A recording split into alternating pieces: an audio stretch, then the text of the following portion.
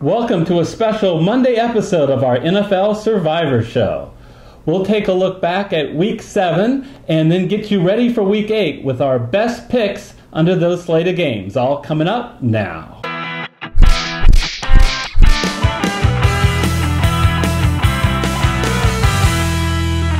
Hello everyone, I'm Eric Lee. And I'm Gary Kurtzman, and we are the Fantasy Football Consultants.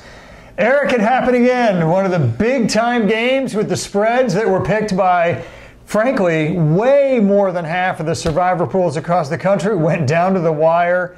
Yet again, it seems like we have a heart attack game every week. And you're referring to the San Diego Chargers and the Titans deciding at the very end of the game, absolutely, down by 1 to go for 2. And how'd that work out for him, Eric? Yeah, it didn't work out well, and I'll tell you that was a strange decision. You don't see that very often. You had many people in the U.S.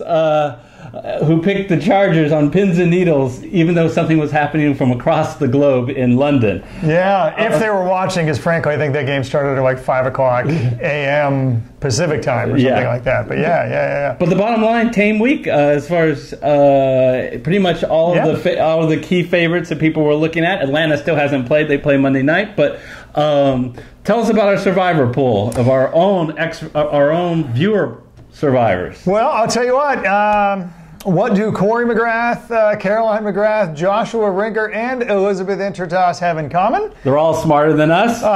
Give me a rim shot on that one. Jeez.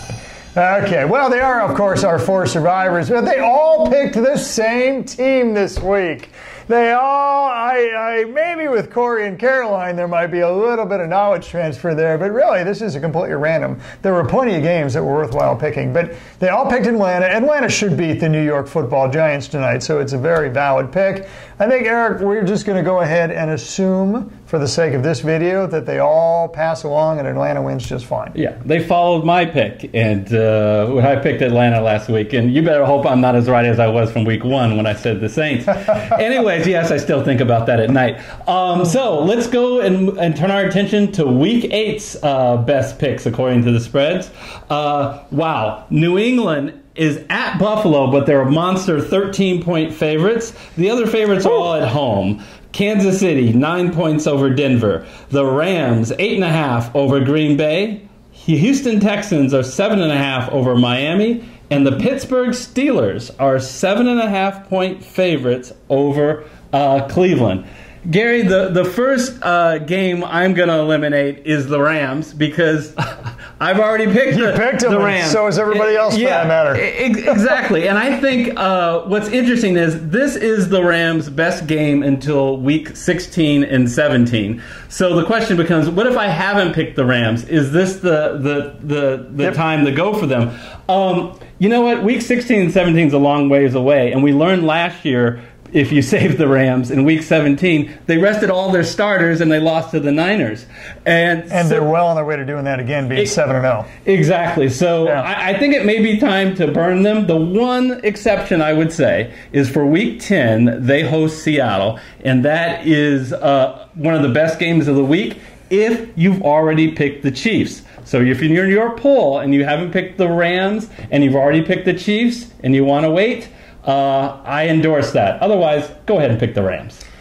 Makes perfect sense. Hard for me to believe that they would lose. Yeah, me too. The other team that's even harder for me to believe to lose is the New England Patriots. And I feel like a broken record. I'm not picking New England Patriots because I've already picked the New England Patriots. But here's the thing with them is I think I've been telling you guys patience with New England almost through the entire season before I finally picked them.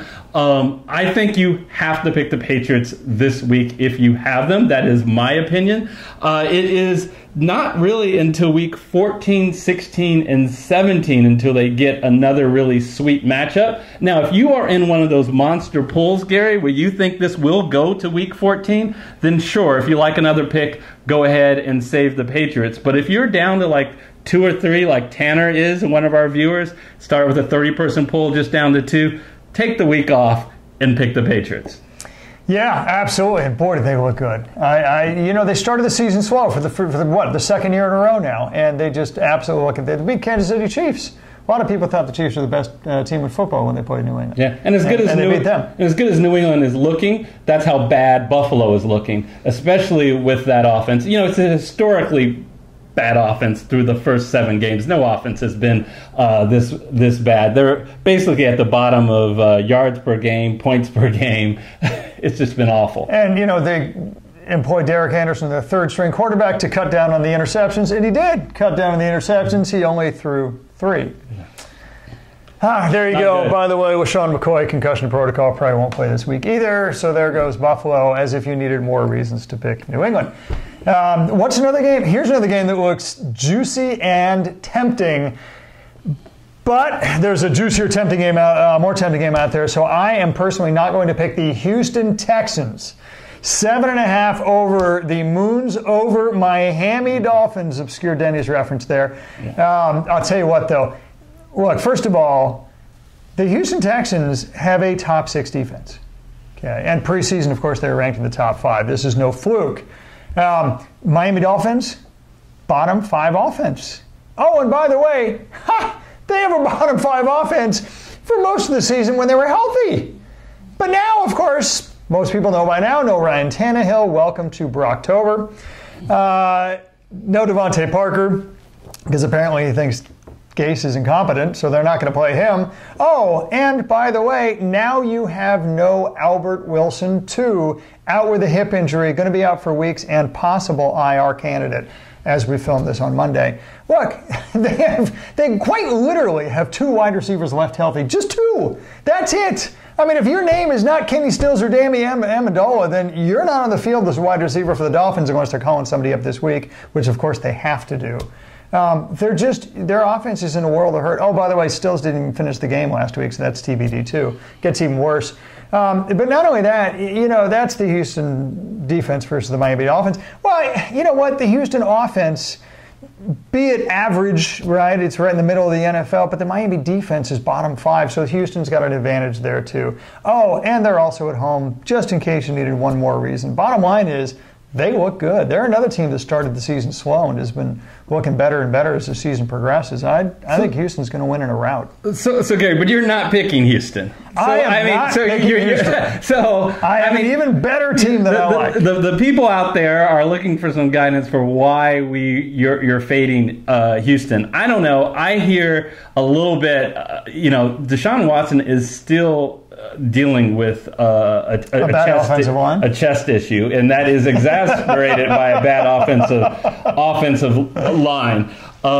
So that's the thing that scares me a little bit about this game. Yeah, it's the offensive line. If you're not going to pick Houston, I mean, honestly, we're going to get to the Pittsburgh Steelers game next, but they're also going to win in a landslide against the Cleveland Browns. But yeah, you know, that Houston offensive line is a train wreck. If you want a reason not to pick Houston to fade them, that would be it. I mean, we've gone through a few weeks where we have not had a big upset. It's going to happen, folks, whether it be this week or next week soon. So don't be too complacent about feeling like you know for sure what's going to happen. Let me be honest with you. I had initially picked Kansas City over Denver as my pick for this week because, quite frankly, I didn't think that the Denver offense can keep up with the Kansas City Chiefs. However, in Survivor, it is just as important as your future value as whether you think they're going to win today. And when I started charting out the picks, as I mentioned earlier, Week 10, Gary, is going to be a very interesting week if you have already burned the Green Bay Packers and the LA Rams. 2 things that I have done, and most people who are playing Survivor pools have already picked those 2 teams.